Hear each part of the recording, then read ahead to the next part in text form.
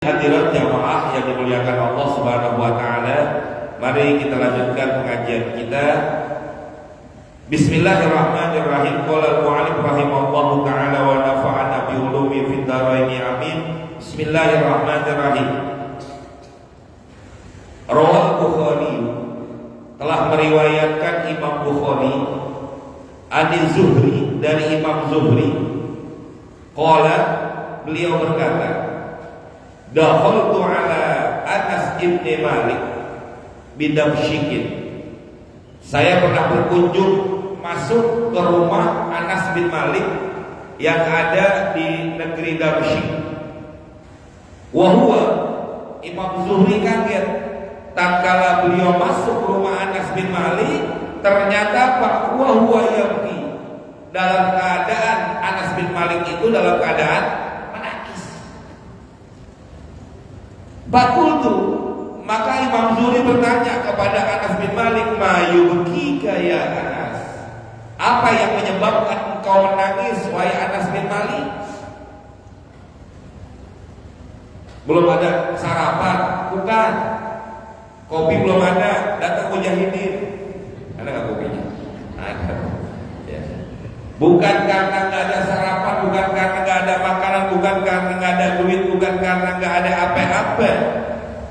Apa yang menyebabkan kau menangis, hai Anas bin Malik? Faqala, maka beliau menjawab, nih, beda dengan kita jamaah Pak Bu. Kita nangis karena urusan dunia, tapi orang-orang yang kayak begini nangisnya bukan karena urusan dunia. Apa dia jawab? La a'rifu syai'an mimma adraktu illa hadhihi salata. Masyaallah.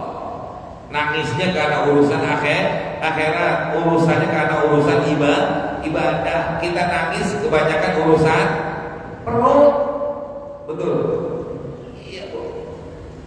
Coba kita lihat nih, apa dikatakan la a'rifu syai'an mimma adraktu. Tidaklah saya mengetahui sedikit pun apa yang saya dapatin illa hadhihi salat, daripada salat ini. Bu, kita udah salat subuh, apa yang kita dapat dari salat subuh tadi, Bu? Pak, apa yang kita dapat dari salat subuh tadi? Diterima nggak sama Allah?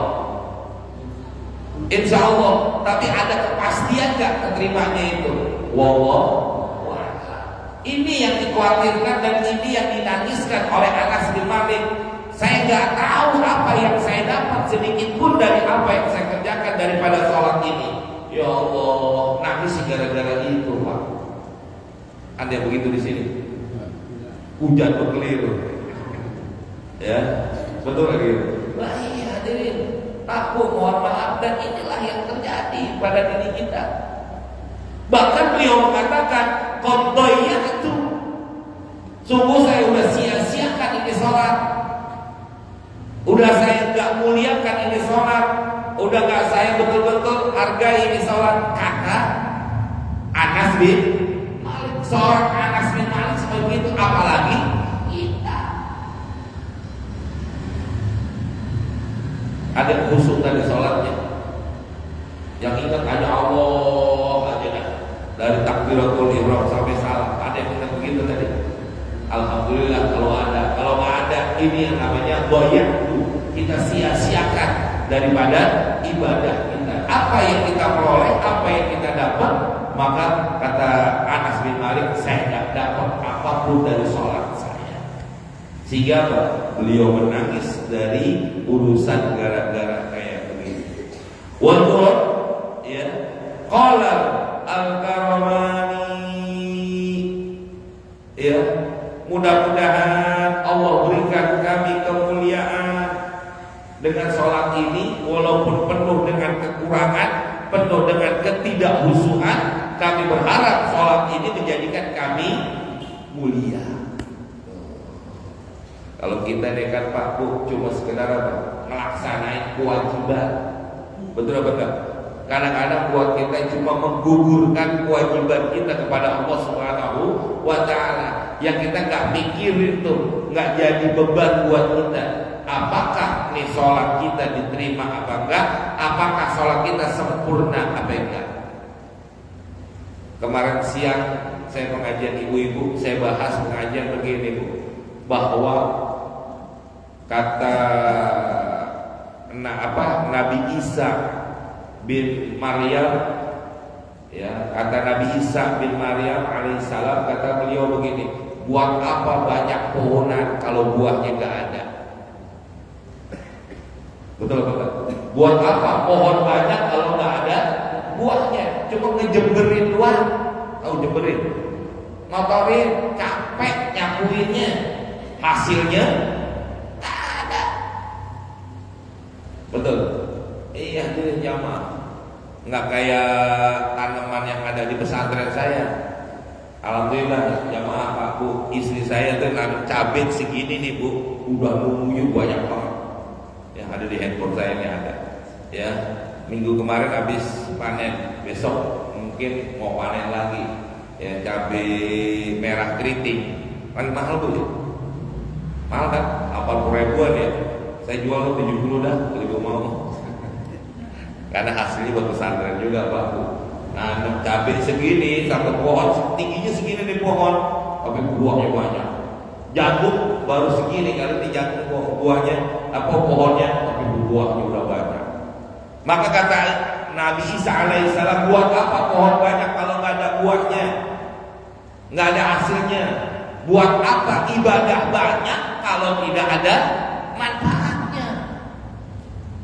Ya, dia sholatnya rajin, dia puasanya rajin, dia ibadahnya rajin, tapi dari ibadah yang rajin ini nggak ada manfaatnya. Kenapa? Penyebabnya karena dia ibadah, dia sholat, dia melaksanakan kewajiban kepada Allah, nggak pakai ilmu. Wa kullu man bighairi ilmin amaluhu mardudatun la tuqbalu, kata Sahibul Zubat. Orang yang beramal, orang yang melaksanakan ibadah kepada Allah tanpa ilmu, mardudatun, ditolak, la tuqbalu, tidak diterima oleh Allah. Artinya apa? Buat apa? Bukan berarti kalau gitu nggak usah sholat asar, salah lagi. Kalau anggapannya begitu, mendingan kita nggak sholat, mendingan kita nggak ibadah, salah lagi, lebih lagi. Yang sholat aja dia udah nggak dapat apa-apa, apalagi ada sholat. Ini yang dimaksud adalah buat apa ibadah banyak kalau nggak ada hasilnya? Buat apa ibadah banyak tapi nggak ada manfaatnya? Tidak merubah keadaan diri manusia, nggak menjadi lebih soleh, nggak menjadi lebih baik, tidak bisa amar ma'ruf nahi munkar. Itu maksudnya. Buat apa ibadah banyak kalau nggak ada manfaatnya yang kembali kepada diri kita? Kenapa? Karena dia sholat, dia puasa, dia ibadah nggak pakai ilmu.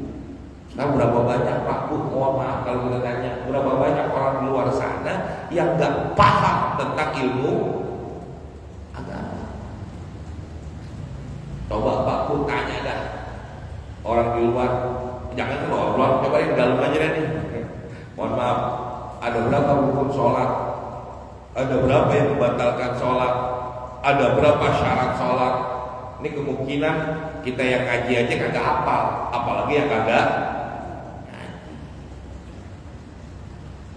Magrur yang begitu tuh Pak Bu. Orang yang begitu hukumnya magrur, orang yang tertipu. Bagaimana hukumnya? Sia-sia. Maka dikatakan ya, qaddayyatu, sungguh aku telah sia-siakan, kata Anas bin Malik, daripada ibadahku.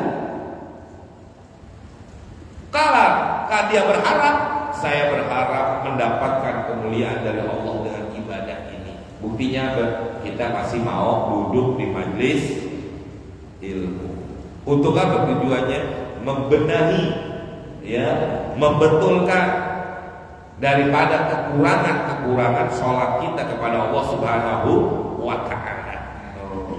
Ini jamaah. Artinya apa?